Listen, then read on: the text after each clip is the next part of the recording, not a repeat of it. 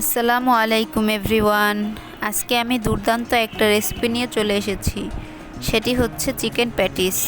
Chicken প্যাটিসটা আমি সম্পূর্ণ চুলা এবং মাইক্রো ওভেনে বানিয়ে দেখিয়েছি। চুলাতেও কিন্তু খুব সহজে চিকেন প্যাটিস বানানো যায়। শুধুমাত্র কিছু টিপস অ্যান্ড ট্রিক্স ফলো করলেই আপনারা খুব সহজে বাসায় বানাতে পারবেন।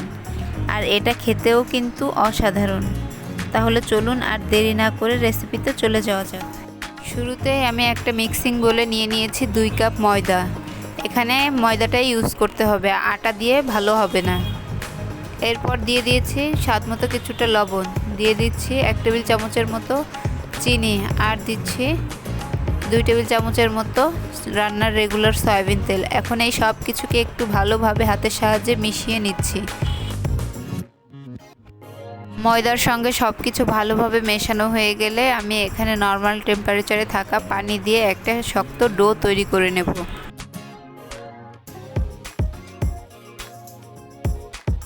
পরোটা ডো যেমন হবে, প্যাটিসের ডোটাও ঠিক তেমনই হবে। আমার ডোটা একদম রেডি। এখন আমি এটাকে 30 মিনিটের জন্য রেস্টে রেখে দেব। ফিরে আসছি 30 মিনিট পর। দেখুন 30 মিনিট পর ডোটা ঠিক কতটা সফট হয়ে গিয়েছে। এখন এই ডোটাকে নিয়ে আরও কিছু সময় ভালোভাবে মথে নেব। ডোটাকে ভালোভাবে মথে নেওয়া হয়ে গেলে এখানে আমি একটা গোল রুটি বানিয়ে নিচ্ছি। এখন এর মধ্যে দিয়ে দিচ্ছি 50 গ্রামের মতো ডালডা। এখানে আপনারা বাটারও ইউজ করতে পারেন, তবে এখানে ডালডা ব্যবহার করলে প্যাটিসের রেজাল্টটা খুব ভালো আসবে। রুটিটার চারপাশ মুড়িয়ে একটা গোল বলের মতো তৈরি করে নিচ্ছি, আর 30 মিনিটের জন্য আবারও রেস্টে রেখে দেব। এতে করে ডোটা আরও একটু সফট হয়ে যাবে। অন্যদিকে আমি প্যাটিসের পুরটা রেডি করে নিচ্ছি। এর জন্য নিয়ে নিয়েছি একটা চিকেনের বেস্ট পিস, দিয়ে দিয়েছি স্বাদমতো কিছুটা লবণ, হলুদ গুঁড়ো, মরিচ গুঁড়ো, জিরা গুঁড়ো এবং ধনিয়া গুঁড়ো। চিকেনটা ভালোভাবে সিদ্ধ করা হয়ে গেলে এখন আমি একটা প্যানে পর্যাপ্ত পরিমাণ তেল দিয়ে এর মধ্যে দিয়ে দিয়েছি 1 কাপের মতো পেঁয়াজ কুচি, 7-8টা কাঁচামরিচ কুচি, দিচ্ছি স্বাদমতো কিছুটা লবণ, 1/2 টেবিল চামচের মতো হলুদের গুঁড়ো, 1 টেবিল চামচের মতো লাল মরিচের গুঁড়ো, 1/2 টেবিল চামচ রসুন বাটা। সব কিছুকে একটু ভালোভাবে মিশিয়ে নিয়ে দিয়ে দিচ্ছি সামান্য কিছুটা পানি, যাতে পুড়ে না যায়। এখন আরও অ্যাড করে দিচ্ছি 1 টেবিল চামচের মতো আদা বাটা, 1/2 টেবিল চামচের মতো জিরা বাটা।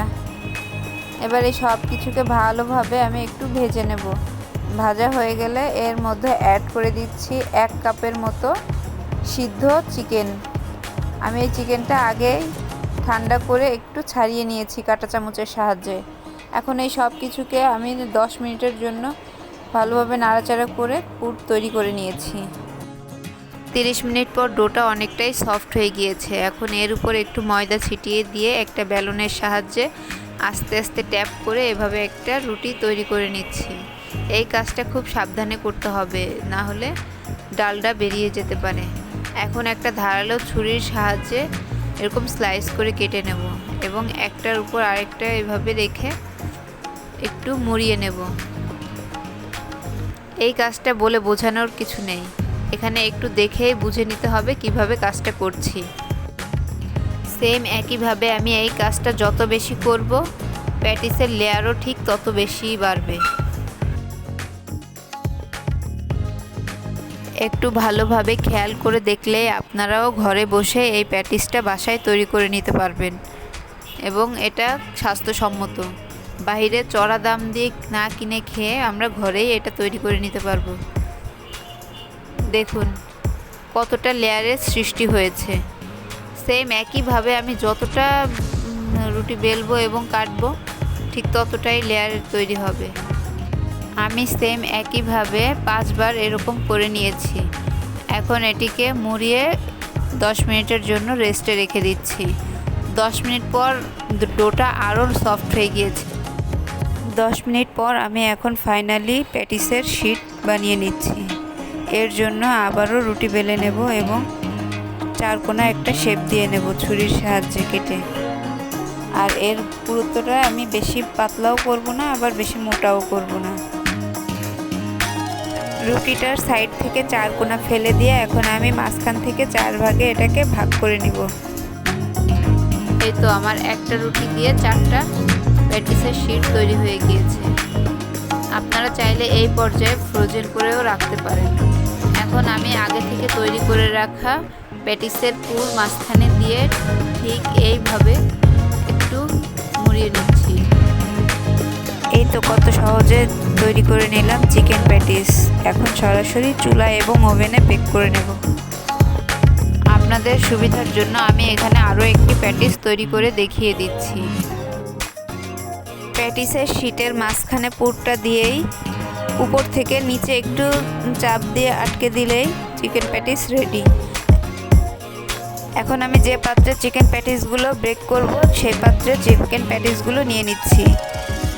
আর প্যাটিসের উপরে সুন্দর একটা কালার আসার জন্য আমি এখানে ইউজ করছি ডিমের কুসুম। এই কাজটা অবশ্যই করতে হবে, এখানে ডিমের কুসুমটাই ব্যবহার করতে হবে। এখানে আরেকটু সৌন্দর্য বাড়ানোর জন্য আমি এখানে দিয়ে দিচ্ছি সাদা তিল। এই কাজটা আপনারা চাইলেও করতে পারেন, আবার বাদও দিতে পারেন। আমি চুলায় প্যাটিসটা বানানোর জন্য স্টিলের একটা ঢাকনার উপরে ফয়েল পেপার দিয়ে 3টা প্যাটিস একসঙ্গে দিয়ে দিয়েছি। আর অন্যদিকে ওভেনে যে প্যাটিসগুলো ব্রেক করব এর জন্য ওভেনের যে ট্রেটা থাকে এতে সামান্য কিছুটা তেল ব্রাশ করে প্যাটিসগুলো সেট করে নিচ্ছি। 10 মিনিটের জন্য ওভেনটাকে ফ্রি হিট করে নিয়ে 180 ডিগ্রি তাপমাত্রায় 20 মিনিটের জন্য প্যাটিসগুলোকে বেক করে নেব। অন্যদিকে গ্যাসের চুলায় একটা হাঁড়ি বসিয়ে হাঁড়িটাকে 5 মিনিটের জন্য ফ্রি হিট করে নেব এবং বাকি প্যাটিসগুলো বেক করে নেব। ঢাকনার উপরে যে ছিদ্র থাকে ছিদ্রটাও একটা লংয়ের সাহায্যে আটকে দেবো। আশা করছি আমার আজকের ভিডিওটা আপনাদের কাছে ভালো লাগবে। ভালো লাগলে প্লিজ আমার চ্যানেলের পাশেই থাকবেন।